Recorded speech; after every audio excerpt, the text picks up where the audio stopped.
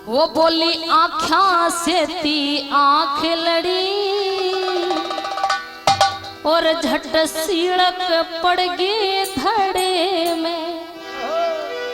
जब मोटे की मोटी मोटी आँखा ने देख लगी चंद किरण पागल होगी, ये तू बाबा उबा बनने के लायक नहीं है, मेरे ते शादी कर ले, यो फकीरी बाना त्याग दे। और क्या कहने लगी, वो बोली आँखा से ती आँख लड़ी झट सीड़क पड़ गई धड़े में। आँखा से ती आँख लड़ी झट सीड़क पड़ गई धड़े में। आँखा से ती आँख लड़ी झट सीड़क पड़ गई धड़े में। आँखा से ती आँख लड़ी झट सीड़क पड़ गई धड़े में। अरे बाबा जी ते हाथ मिला के,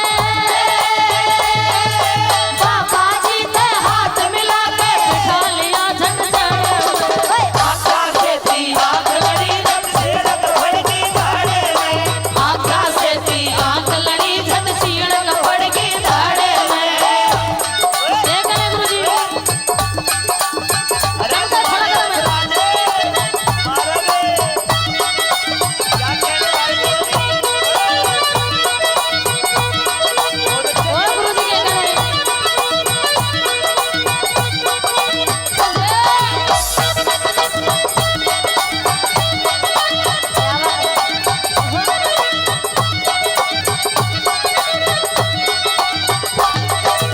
यूं कहने लगी, मोटे की सामने देख के होगी पागल।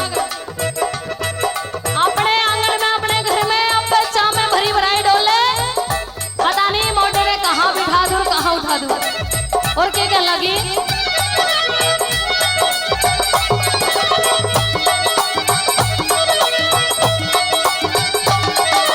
सामने भरी भराई डोले, सामे भरी भराई डोले। सारा भेद बात का खोले। सारा भेद बात का खोले। सामने भरी भराई डोले। सारा भेद बात का खोले। प्रेम करे और मीठी बोले, प्रेम करे और मीठी बोले, कोयल कूके बड़े में। आँखा से ती आँख लड़ी जब सीड़क होगी धड़े में। आँखा से ती आँख लड़ी जब सीड़क होगी धड़े में। मारे की भाई राजवाड़ा।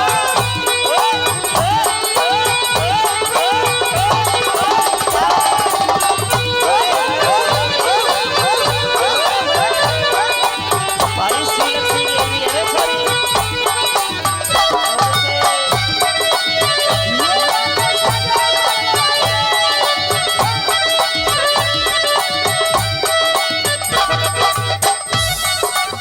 न्यू कहने लगी कि मोटे तेरी उम्र है मोटा बनने की नहीं, मेरे से शादी कर ले, ये जिंदगानी बार बार नहीं आवेगी।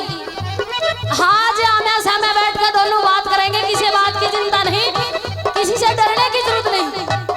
और न्यू कहने लगी गुरुजी, हम भी हैं तुम भी हो, दोनों हैं आमने सामने।